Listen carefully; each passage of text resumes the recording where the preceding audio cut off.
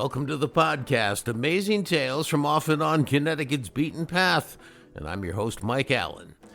This week we're going to talk about Connecticut's rivers and the fact that they're actually pretty gross. Now, they look beautiful on the surface, I'll grant you that, but you can't drink the water, you shouldn't swim in many of them, and there are restrictions on eating fish in most of them. In short, they're still recovering from our massive mistreatment of them for centuries. But the good news is they are recovering. And our guest today, Bill Devlin, noted Danbury historian as well as avid environmentalist and conservationist, knows the story of how this turnaround began and how Connecticut, believe it or not, set the tone for the entire country in this department. We'll have him in just a second. This week's trivia question: what's 11 miles long, 2 miles wide, worth hundreds of millions of dollars, and used to churn out tobacco? Well, we'll have the answer for you after the main program. Coming up, thanks Connecticut for cleaning up U.S. rivers.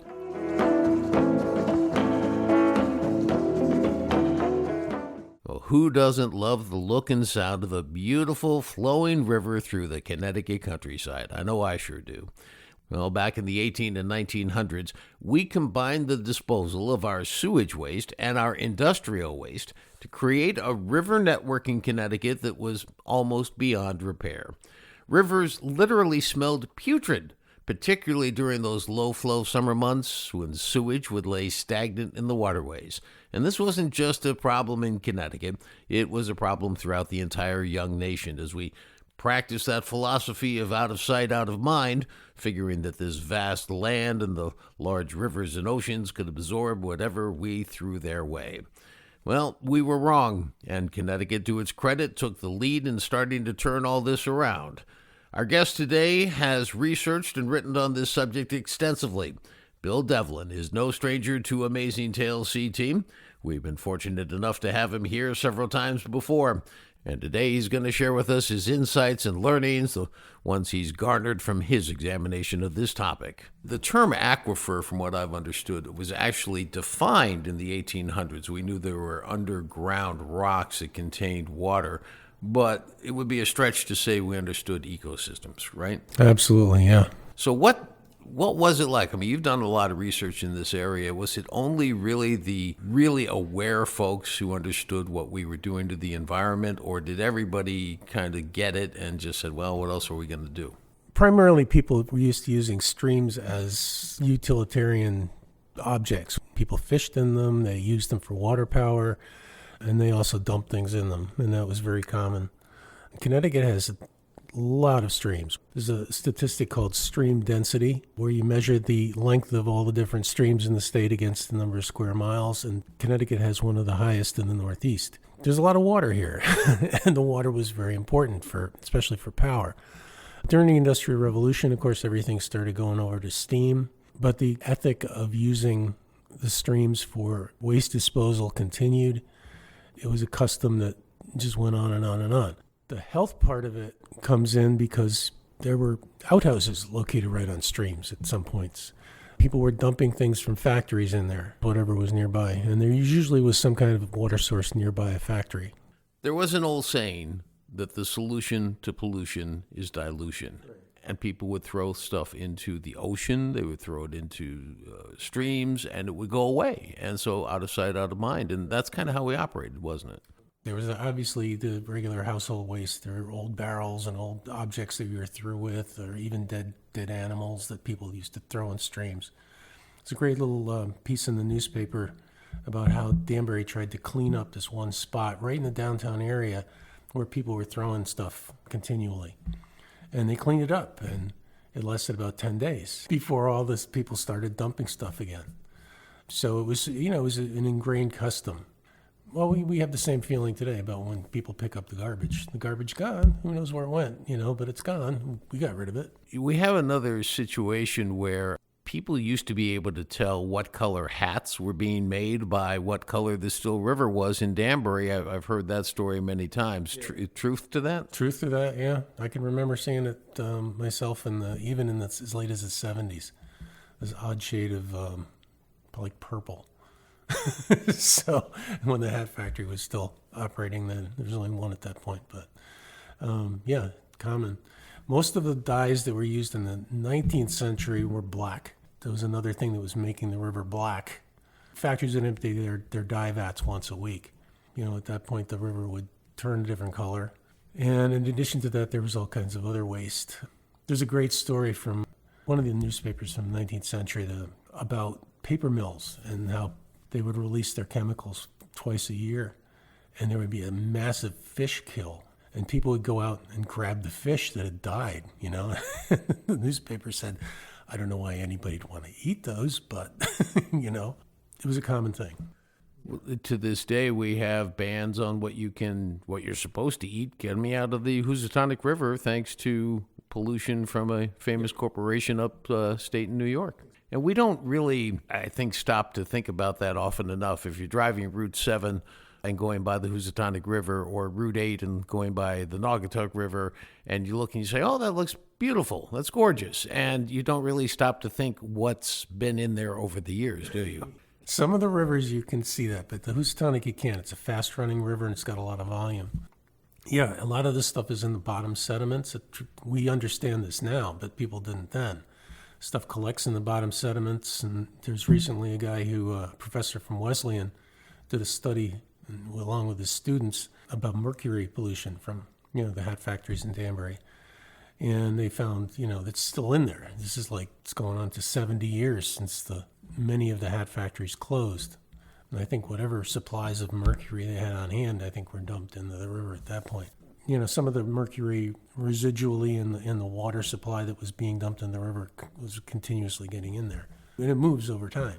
Now, this was a problem throughout the state because as the Industrial Revolution continued, obviously everybody was near a river. They wanted the river for processed water. They needed the water even for drinking for their workers, but then they used it to get rid of their effluent out the backside.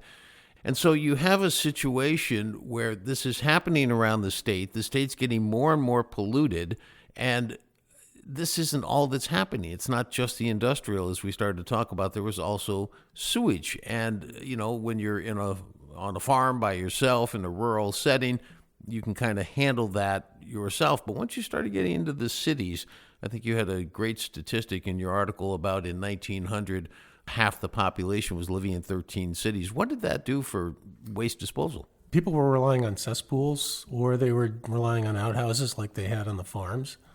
Their theory of disease at that point was rooted in miasmas. Miasma means bad air. So if you had something smelly, something that smelled bad, there's a chance that you were going to catch a disease from that, which is one reason why you don't see a lot of older homes too close to rivers and streams, or swamps rather, because that would be a source of bad odors or bad air. So there was a concern there, but what really kind of threw things off was people got concerned about where are you going to get water for all these folks.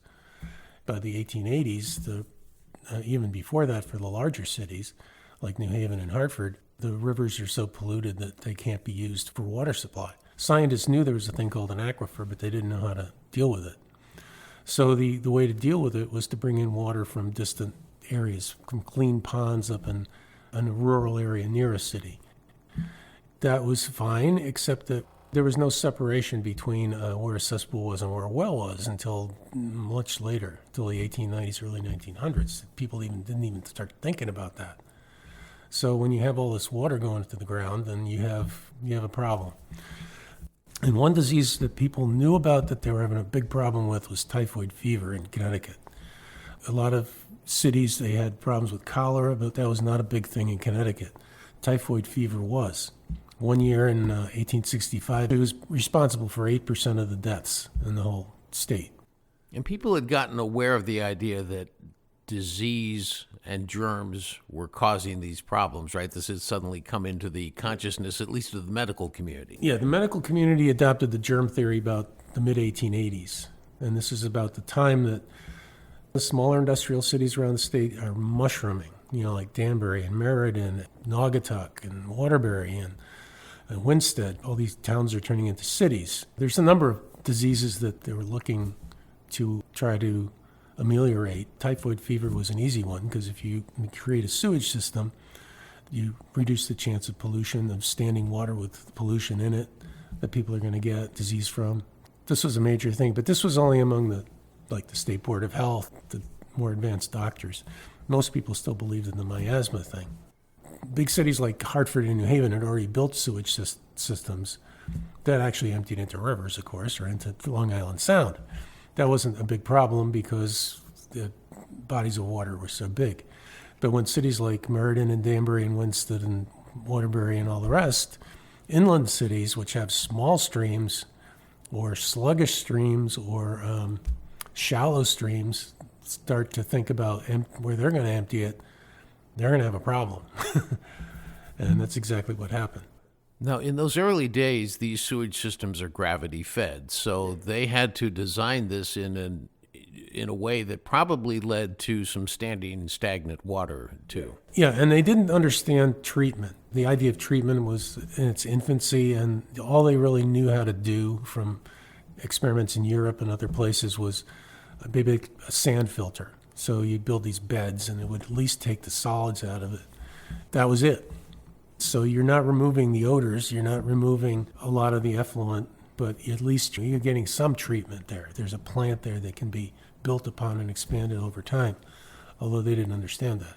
Now, we're getting into a situation at this point in history where if you live downstream from where this sewage pipe was coming out, it was god-awful. And you not only did you have the fact that raw sewage is coming by, or maybe sand-filtered treated sewage is coming by, but the odor during low flow periods was remarkably pungent. It was horrible. And there's several lawsuits from Danbury over the years regarding all this. There's a great story. I only heard it once, and I heard it from a Brookfield resident.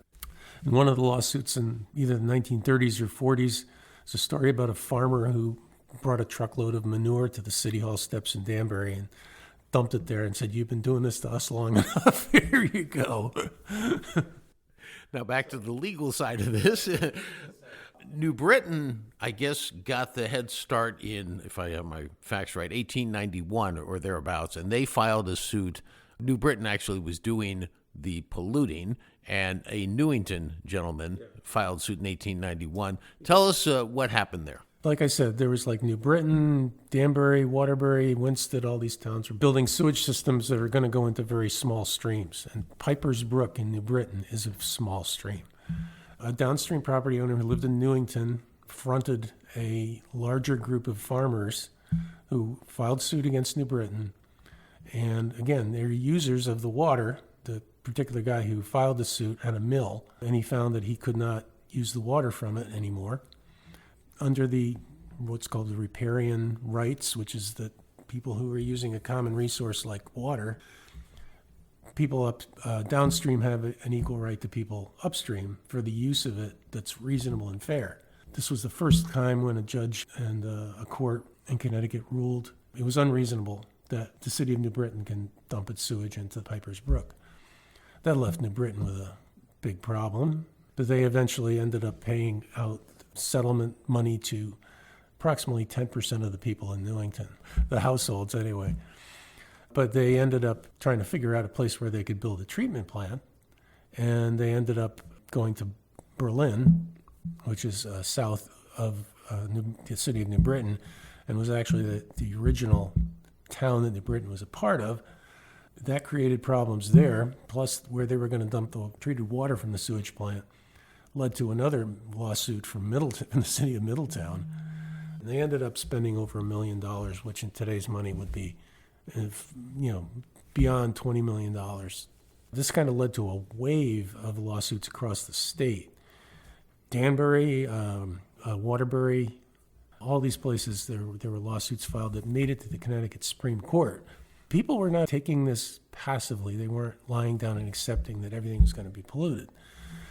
We used to be able to use these rivers for fishing and for livestock and things like that, and you couldn't use them anymore. The livestock would come down with rashes, they'd get sick.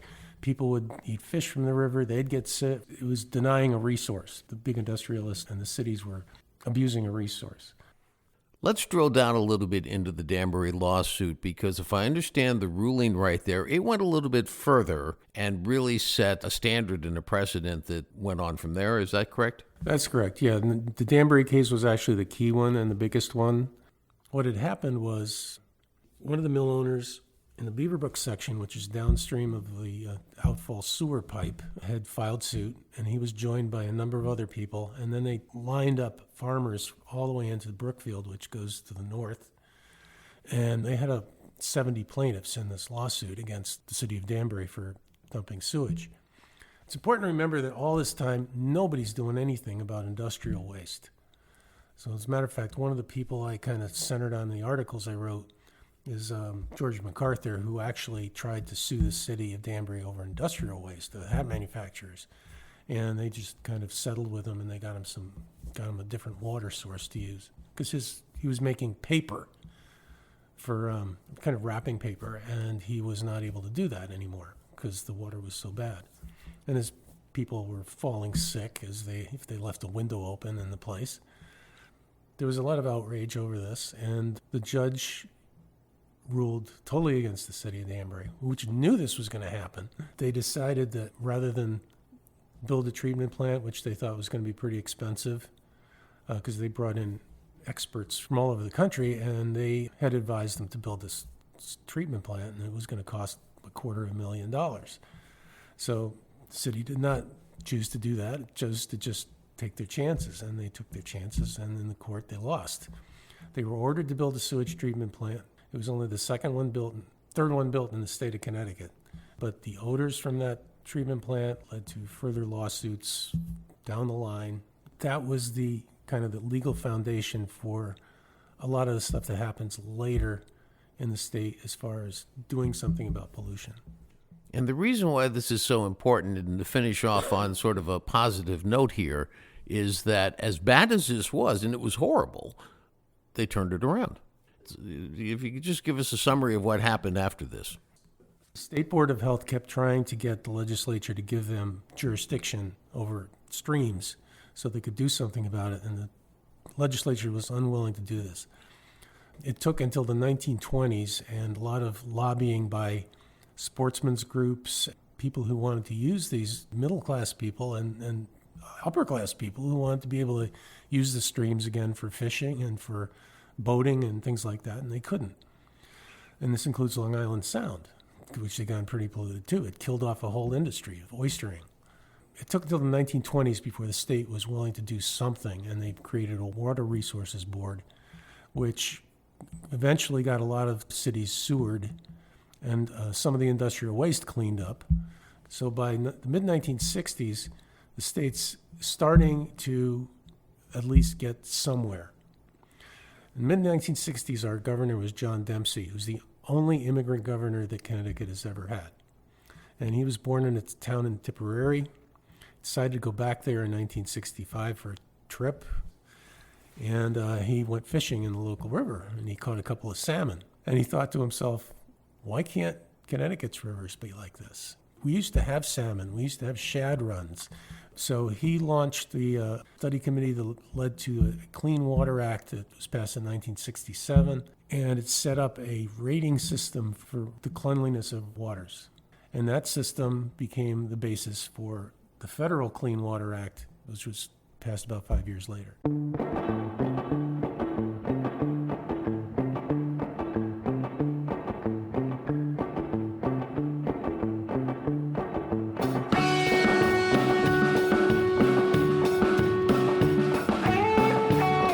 Well, that wraps up this episode of Amazing Tales from Off and On Connecticut's Beaten Path.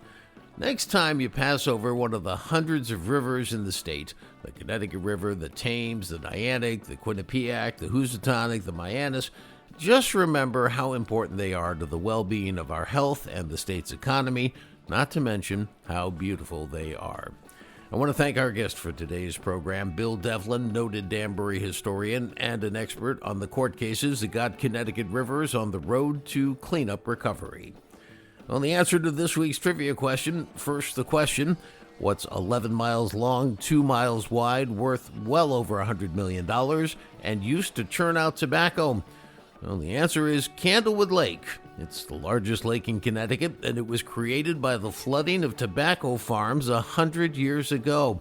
And wait until you hear the story next week behind its unbelievable creation. Amazing Tales from Off and On Connecticut's Beaten Path is a production of True North Associates, LLC. This is Mike Allen. Be safe and stay healthy.